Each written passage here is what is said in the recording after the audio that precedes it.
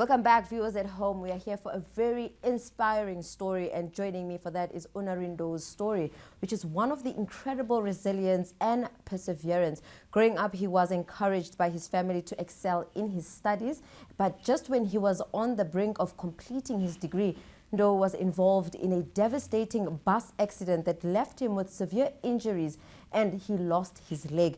Now, despite these challenges, Ndou was determined to complete his studies when he earned a degree with distinctions. He joins me now to share his journey and how far a positive attitude and perseverance can take you. Good evening, Unarine, and thank you so much for joining us. Hi, good evening, ma'am. How are you? I'm good, and thanks. How are you doing? I'm okay, thank you. Now, before we get to this devastating bus accident, I would like for you to just tell us more about who was Unarine before the accident. Okay, Unarine is just, a young man that, was raised in the small village called Hamucha that is found in Thohoyandou, Venda. Okay. And growing up, I grew up with, my grandmother, Bumasindi, the late, and she really was, a goddess to me. And she really she's from my paternal side, so she planted this root of determination to me because all the time she was dedicated on timing. So like every time at 5 o'clock, you must come back and bath, never miss the day until she was late. And then I had to move to another community when my grandmother passed on, where I was staying with my aunt, which obviously she continued with the legacy of my grandmother, that anchoring the idea of education in my head that I still stuck with me today. Saying that, the idea of education stuck with you, when you matriculated, and I just want to take it to matric, when you matriculated, you had that drive to say, I want to go into higher education, or it was a matter of, what, let's see where life is putting me at this point? Yeah. Well, when I was doing high school, because I did my primary education when I was at Venda, then I moved to Gauteng to do grade 8. Okay. When I got here, there was that transitioning, the challenges of transitioning. So I wasn't really into this education thing because grade 8, I didn't do so well because of transitioning, So I didn't do so well. So then that whole thing just distorted the idea of pursuing education streamline. So I just wanted to do music, I wanted to do music. I was a DJ at school, play those music. But then now when I was doing grade 12, things changed, Initially, my academics were starting to become much better with time eventually. But then grade 12, it was excelling, So the idea of going to tertiary education, it was not in my head. But then it was my biology teacher, Mem Mashao, if I can say. It was Mem Mashao that said, Unarine, you got potential in you. She saw potential in me, and then she helped me to apply for tertiary education. But initially, I did not have that, gunners to continue with tertiary education. Shout out to Mem Mashao. Shout out teachers to Mem Mashao. like Mem Mashao are individuals that I think in the education sector we pray that we still have, because at the end of the day, teachers are what really breed the success of our tomorrow in that sense. Indeed. Now, Unarine, I want us to, in a way that is still comfortable to you without overstepping. I want us to take a small memory lane to your bus accident. Can you tell us where you were headed, and when that happened, what was going through your mind at that time, and being in hospital and days that led to your treatment? Okay. So the bus accident happened on the 25th of July, 2023. I was heading to the university in the morning. It was very early in the morning. I took the first bus, I think, 6:45.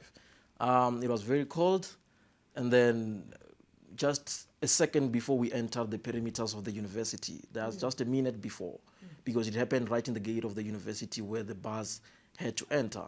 So there was a collision that morning.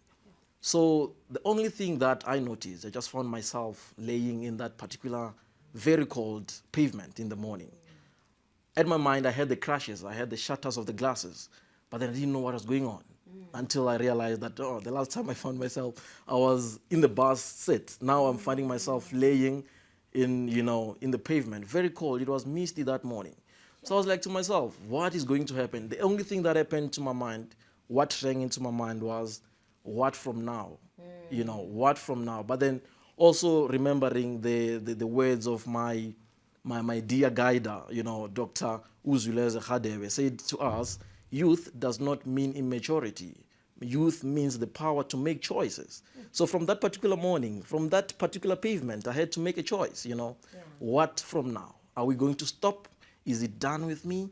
Are we going to continue? So those were the questions that were stuck in my head, and I had to make a choice, Yeah. I had to make a choice. Now, Unarine, Yes. from someone who had both limbs, Yes. walking, running, all these other things you used to do with both your legs, and suddenly you're losing one leg. And I think that's an adjustment to one's life because, you have to, learn how to, if maybe the first time you had your amputee on, you had to now learn how to use it and just relearning certain things. What was that like for you? Adapting is one of the most challenging things. What the accident took from me was not just physical injuries. It also demanded my, emotional, ability to how to adapt to things. So adapting, as much as I spoke about the choices, adapting for me was either I am succumbing to the issue of people feeling pity for me, or me standing up and say I'm going to do this.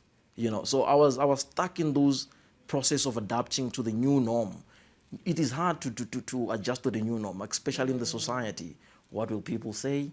How will this happen? But then I had to stand up and adapt to the new norm. Going beyond my physical abilities was what is happening to me. I had to go beyond my physical abilities and look at the new opportunities, because if ever we are not going to adapt to the new abilities, we're going to be stuck in our head, and that is going to take us back indeed. Now, I want us to now take the whole, because now you spoke about the idea of being youth is not about, immaturity, but choices. Yes. And also the idea of adapting. Yes. Now, besides you physically adapting to the new Unarine, now comes to you adapting in an atmosphere that is so fast-paced.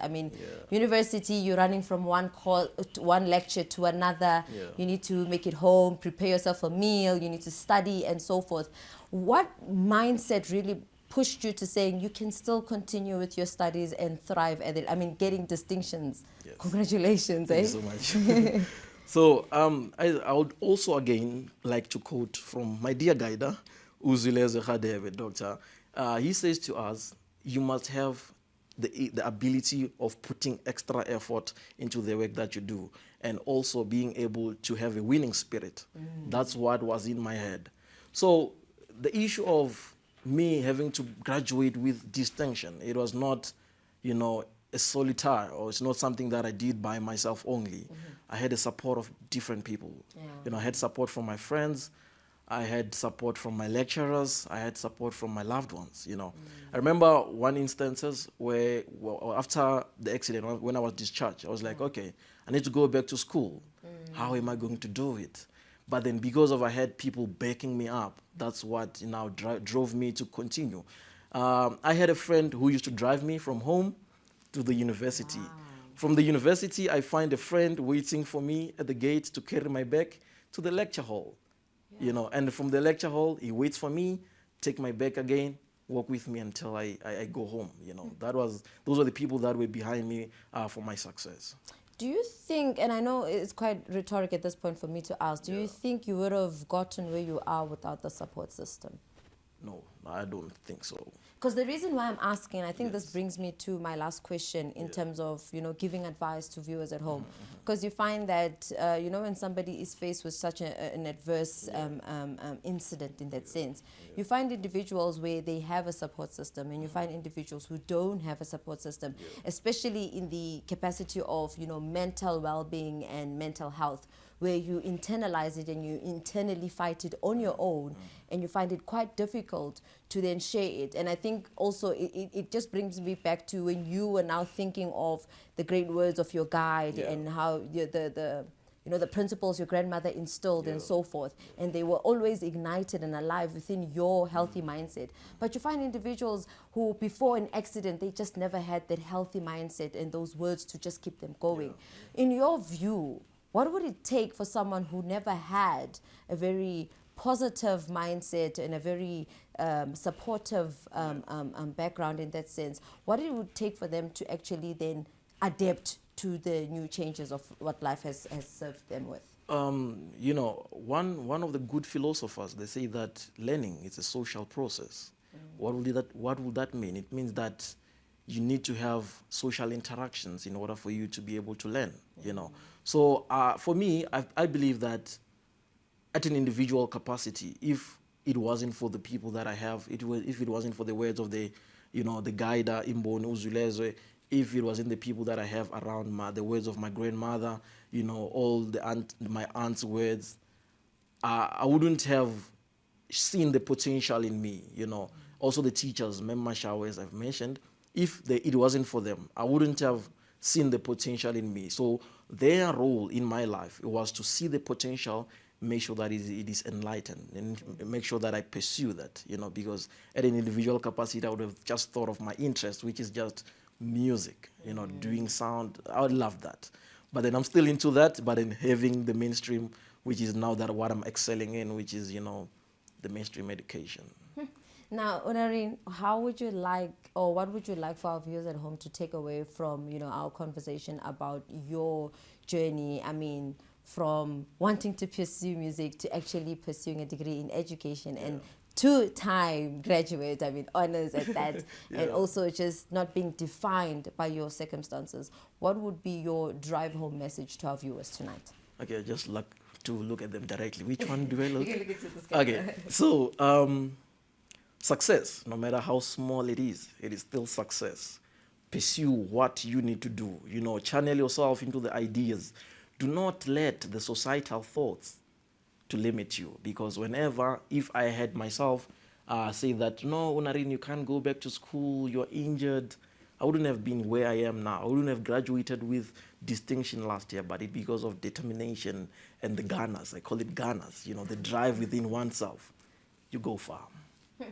Thank you so much, Unarine, for, you know, coming in and sharing your story and hopefully inspiring many of our viewers tonight in terms of, you know, adapting, you know, making it more than just about what you went through, but where you are headed and what you want out of life. Say again, I missed that. Thank you so much. Oh, thank you so much. Deeply appreciate my presence. Viewers at home, that was Unarine Ndou sharing in his journey. I mean, after a very devastating bus accident, he could have easily just stuck in his bed and literally, you know, let his dreams die with him. But instead he was like, you know what, I'm not going to let my people behind and down. I am going to, you know, move beyond the adversity and the circumstances. And here he is, two-time graduate, and he's still living life quite positively. So viewers at home, that's where we leave it for now. Let's head over to an ad break. We'll see you when we come back.